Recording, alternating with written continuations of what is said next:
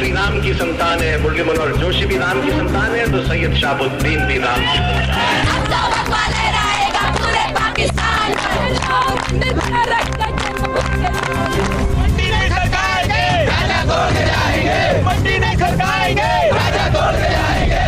प्रधानमंत्री यदि सोचते हैं वो दूसरे बाबर बन करके फिर यहाँ पर मस्जिद बनाएंगे तो वो समझ लें जब दूसरा बाबर यहाँ भारत में बर्दाश्त नहीं किया जाए।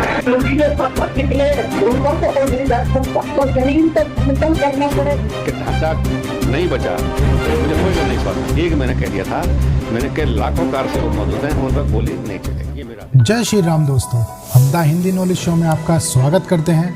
दोस्तों, हम आज अपनी पहली वीडियो की शुरुआत श्री राम जी के नाम के साथ कर रहे हैं। तो दोस्तों, इस चैनल को सब्सक्राइब कर लें, वीडियो को लाइक, कमेंट और ज़्यादा से ज़्यादा शेयर करें। तो दोस्तों, 500 सालों का इंतज़ार अब बस कुछ ही दिनों में ख़त्म होने जा रहा है। ना जाने इस राम मंदिर निर्माण को देखने के लिए कितनी ही पीढ़ियाँ गुजर गईं। 150 साल की इस कानूनी लड़ाई लड़ने के बाद आखिरकार वह दिन आ ही गया जब हम अयोध्या में भव्य राम मंदिर में रामलला को विराजमान होते देखेंगे। हम वो खुशकिस्मत पीढ़ी है जो इस भव्य राम मंदिर निर्माण के साक्षी है। आज की पीढ़ी को शायद राम मंदिर के इतिहास और राम मंदिर की लड़ाई के बारे में ज़्यादा जानकारी नहीं है। हम अपना इतिहास भूल चुके हैं।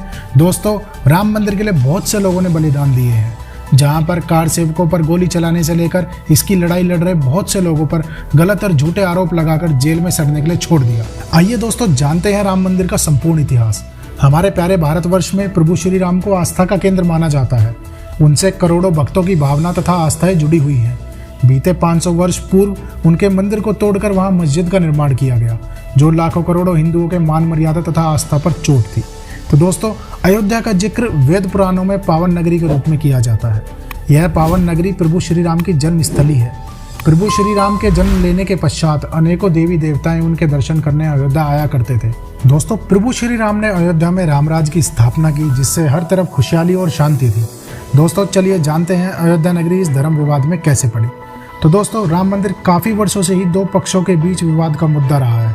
पर यह मुद्दा धार्मिक ही नहीं, पॉलिटिकल भी रहा है। क्योंकि जैसे बीजेपी, विश्व हिंदू परिषद, बजरंग दल, आरएसएस जैसे बड़े बड़े संगठन और पार्टीज जहां राम मंदिर की लड़ाई लड़ रहे थे, वहीं दूसरी ओर बाकी सब पॉलिटिकल पार्टीज इसके विरोध में खड़े थे और एक विशेष पक्ष को भड़काने का काम कर रहे थे। तो दोस्तों, बहुत से लोगों को अभी तक ये भी नहीं पता कि सर्वप्रथम अयोध्या की खोज और राम मंदिर का निर्माण ईसा के 100 वर्ष पूर्व उज्जैन के सम्राट विक्रमादित्य द्वारा किया गया था। राम मंदिर को मीर बाकी ने 1528 में खंडित कर वहां मस्जिद का निर्माण कराया था। मीर बाकी बाबर का सेनापति था। मीर बाकी ने बाबर को प्रसन्न करने के लिए मंदिर तुड़वाकर वहां मस्जिद का निर्माण करवाया। उसकी मंशा थी दूसरे धर्मों की भावनाओं को आहत करना और अपने धर्म का प्रचार करना। फिर सन 1853 में यानी कि 1853 में राम मंदिर तथा भूमि को लेकर हिंदू और मुसलमानों में पहला विवाद हुआ था, जिसमें दोनों पक्षों के लोग आहत हुए। इस विवाद के बाद से ही ये मुद्दा फिर से गर्म हो गया और हिंदू और मुसलमान इस पवित्र जमीन पर अपना अपना दावा पेश कर रहे थे। फिर यह विवाद दिन प्रतिदिन बढ़ता जा रहा था। 1859 में भारत में उस समय अंग्रेजी हुकूमत थी। अंग्रेजों ने विवाद को शांत करने के लिए मंदिर के बाहर नमाज पढ़ने तथा पूजा करने के लिए बाहर की जगह तय कर दी गई, ताकि दोनों पक्षों में तनाव ना बढ़े। फिर 1949 में हिंदू पक्ष की ओर से यह दावा किया गया कि विवादित ढांचे की गुंबद में रामलला की मूर्ति चमत्कारी तरीके से प्रकट हुई है। इस चमत्कार को देखने के लिए दूर दूर से भीड़ एकत्रित होनी शुरू हो गई और एक बार फिर से यह मुद्दा गर्मा गया, जिसके कारण पूरे देश में तनाव बढ़ गया था। प्रशासन ने तनाव को रोकने के लिए मंदिर को ताला लगाकर दोनों पक्षों को वहां से दूर रखने का प्रयास किया। फिर 1986 में अयोध्या के जिला न्यायाधीश ने हिंदुओं के पक्ष को रखते हुए वहां पूजा अर्चना करने की अनुमति प्रदान की। जिला न्यायाधीश के इस आदेश के बाद मुस्लिम समुदाय के लोगों ने विरोध तथा आपत्ति दर्ज कराई। फिर 21 से 30 अक्टूबर 1990 को लाखों कार सेवक अयोध्या पहुंच गए और मंदिर निर्माण की मांग को उठाने लगे। यह वह समय था जब सत्ता में समाजवादी पार्टी की सरकार थी। कार सेवकों के उग्र प्रदर्शन को देखते हुए प्रशासन पहले से ही सतर्क था। चारों ओर पुलिस तथा सेना की किलेबंदी थी। जगह जगह बैरिकेडिंग से कार सेवकों को रोका गया था, मगर कार सेवकों की टोली अपने लक्ष्य की ओर बढ़ती रही। कार सेवकों को रोकने के लिए प्रशासन ने गोलियां चलाई, जिसमें 2000 से ज्यादा कार सेवकों की जान चली गई। शायद ही ऐसा कोई आंदोलन या अभियान होगा जिसमें धार्मिक मांग के लिए गोली चलानी पड़ी हो। यह इतिहास में काला दिन के समान था। तो दोस्तों फिर 5 दिसंबर 1992 को कार सेवक लाखों की संख्या में अयोध्या पहुंच रहे थे। तब उस समय उत्तर प्रदेश के मुख्यमंत्री माननीय श्री कल्याण सिंह जी थे। जब अयोध्या में लाखों की भीड़ जमा हो रही थी, तभी उस समय के केंद्रीय गृह मंत्री शंकर राव ने कल्याण सिंह जी को फोन करके भीड़ को विवादित ढांचे से दूर रखने के आदेश दिए और कहा कि चाहे कुछ भी करना पड़े पर इस भीड़ को विवादित ढांचे की ओर जाने से रोकिए। परंतु कल्याण सिंह जी ने साफ तौर पर कहा कि हम इस स्थिति को संभाल लेंगे, पर कार सेवकों पर बलपूर्वक कार्रवाई बिल्कुल नहीं करेंगे और न ही गोली चलाने के ऑर्डर कभी देंगे। और आखिरकार 6 दिसंबर 1992 को विवादित ढांचे को ध्वस्त कर दिया गया और जोर जोर से जय श्री राम के नारे लगाए गए। जहां राम का जन्म हुआ मंदिर वहीं बनाएंगे, यह नारा पूरे अयोध्या में गूंज रहा था। विवादित ढांचा गिरने के बाद कल्याण सिंह जी ने अपने मुख्यमंत्री पद से इस्तीफा दे दिया और विवादित ढांचा गिरने की सारी जिम्मेदारी खुद अपने सर ले ली। इसके लिए कल्याण सिंह जी को इस मामले में 1 दिन की जेल की सजा भी हुई। कल्याण सिंह जी के साथ साथ लाल कृष्ण अडवाणी, मुरली मनोहर जोशी, बाल ठाकरे, उमा भारती, विश्व हिंदू परिषद, बजरंग दल तथा आरएसएस पर भी इस मामले में साजिश रचने के आरोप लगे थे। विवादित ढांचे को गिराए जाने पर इन लोगों पर बहुत से केस भी दर्ज हुए। फिर यह मुद्दा काफी समय तक कोर्ट में चलता रहा, कमेटियां बनती रहीं, विवादित ढांचे में सर्वे होते रहे, गवाही भी निरंतर चलती रही। ऐसे ही समय बीतता चला गया। फिर कोर्ट की सुनवाई पूरी होते होते सन 2010 में तमाम साक्ष्य, सर्वे, गवाही और ग्रंथों आदि को पुख्ता प्रमाण मानते हुए इलाहाबाद हाईकोर्ट ने बहुमत से जमीन राम मंदिर बनाने के लिए हिंदू पक्ष को देने का फैसला सुना दिया। इस आदेश को मुस्लिम पक्षकारों ने नहीं माना और फिर वो सुप्रीम कोर्ट की तरफ चले गए। फिर सुप्रीम कोर्ट में सुनवाई निरंतर चलती रही और सुप्रीम कोर्ट ने दोनों पक्षों को कोर्ट के बाहर मध्यस्थता की पेशकश की, पर दोनों पक्षों ने इसे सिरे से ठुकरा दिया। फिर कुछ साल सुप्रीम कोर्ट की सुनवाई चलने के बाद आखिरकार वह दिन आ ही गया जिसका पूरे हिंदू समुदाय को इंतजार था। 9 नवंबर 2019 को वह ऐतिहासिक फैसला आ ही गया।